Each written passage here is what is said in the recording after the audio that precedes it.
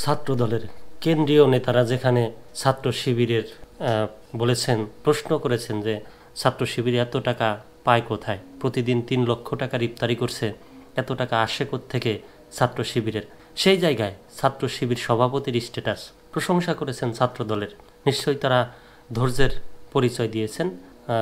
কালবেলার খবর, ছাত্রদলের প্রশংসা করে শিবির সভাপতির স্ট্যাটাস। বাংলাদেশ ইসলামী ছাত্র শিবিরের সভাপতি জাহিদুল ইসলাম বাংলাদেশ জাতীয়তাবাদী ছাত্র দলের এক কর্মসূচি নিয়ে সংগঠনটির প্রশংসা করেছেন।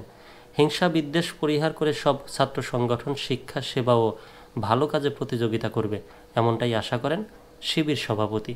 শনিবার ৮ মার্চ রাতে ছাত্র দলের কর্মসূচির প্রশংসা করে নিজের ভেরিফাইড ফেসবুক পেজে স্ট্যাটাস দেন জাহিদুল ইসলাম।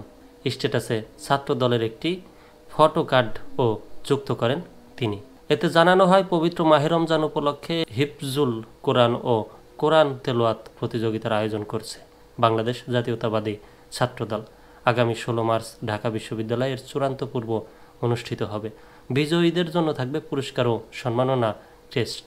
স্ট্যাটাসে জাহিদুল ইসলাম লেখেন, মাশাল্লাহ, বন্ধু প্রীতম ছাত্র সংগঠন ছাত্রদল ভালো কাজের প্রতিযোগিতায় সম্পৃক্ত হয়েছে।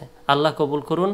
আশা করি হিংসা বিদ্বেষ পরিহার করে সব ছাত্র সংগঠন শিক্ষা সেবা ও ভালো কাজে প্রতিযোগিতা করবে।